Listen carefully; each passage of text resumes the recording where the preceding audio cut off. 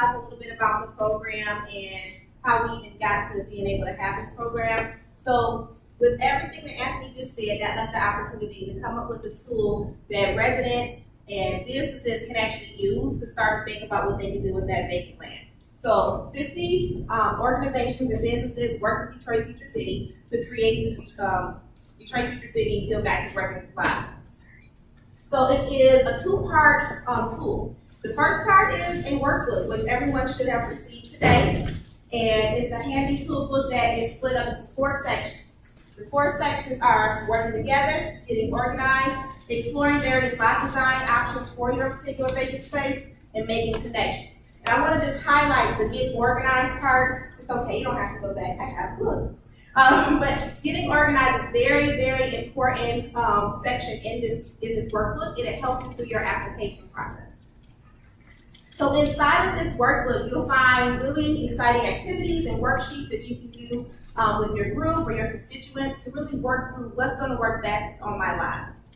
There are also tools and resources that you can connect with. So we have a list of various resources that you may find helpful. And there's also an opportunity to really figure out what you can see this lot looking like after a lot design is installed. So you have a base map, you have an activity instructions to help you think through what you want your lot to look like at the end. So the second part is the web. So at its core, the Field Guide is an online tool. It's accessible at bfc-lots.com. It's a newly remodeled website that I am super excited about personally. But here you can find information about Field Guide related news. You can also you can also discover your lot. There's a quiz that you can take. That quiz, you answer a few questions about your lot, and it spits out different lot designs that may be suitable for your particular space. And you don't have to stick with those lot designs, but it helps you start thinking through what might work here. Then you have the exploration, right? So you can look at different ideas or projects that have taken place both locally, nationally, and also specific DFC designs that have actually been installed since the release of this field guide. And then, of course, thinking about which lot design you want to choose and actually being able to download that lot design. So there's 36 lot designs that you could download, and once you determine which one you want, it's a beautiful illustration of what you can potentially do with that lot. So it gives you a dashboard, it gives you basic information. So about how much might this cost, how many volunteers might I need, what's the basic information about this design, what could it potentially look like.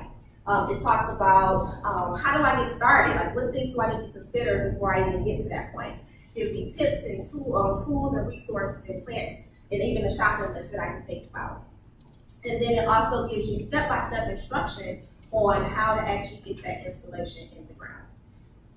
And then of course the base map and different plant types so that you can actually see what type of plants may grow in this particular design. So that leads us to the mini grant program. So the field guide was launched in 2015, September, and at the same time we wanted to expedite the implementation of this book. So what we did was we had funding to start a mini grant program, and we ran that program for 2 years, and I'm really excited that we're here for a 3rd year. We have in total 25 past grantees. So they are distributed out of the city of Detroit, and we have a beautiful map now that you can go to if you want to drive by and see any of the lot designs. Beware though, it's kind of a weird time of year, so you may not see much right now.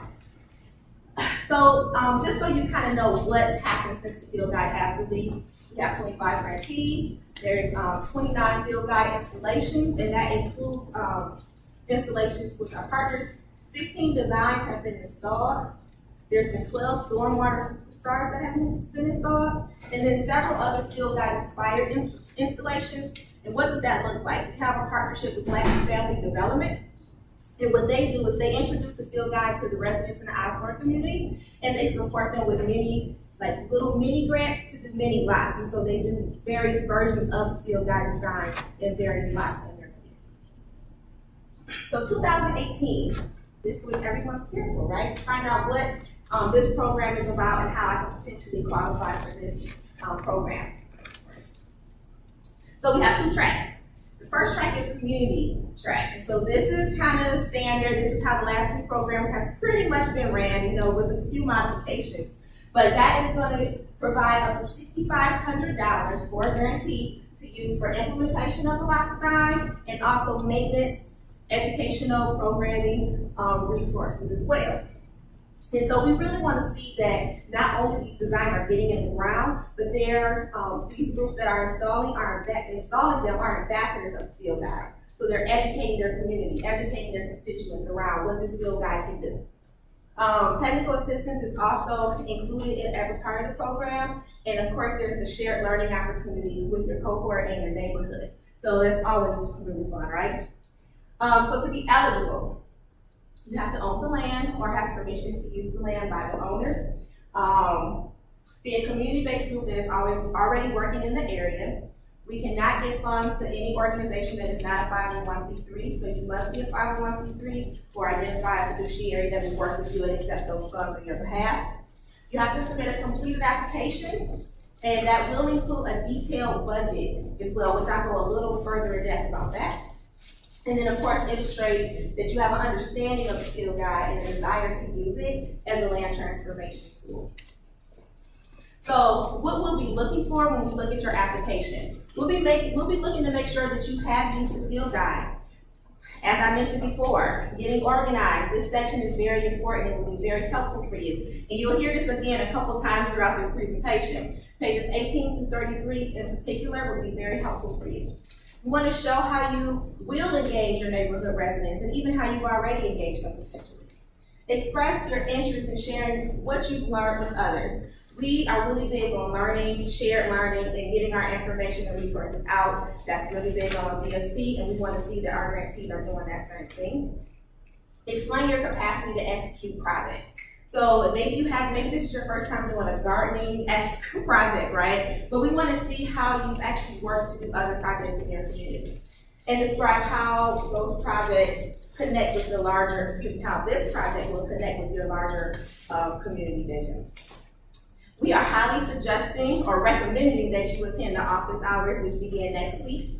And we would like to have a soil sample submitted with your application. So there, you can actually go on Keep Growing Detroit, which I'll talk about soon as well, website to find out what exactly I need to do to get a soil sample.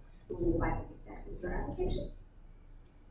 And Grantee Requirements. So once awarded, installations for the community track must be completed by June 2018. You must use the grant funds for appropriate expenditures and keep track of them. So that means you have the funds to install a lot design.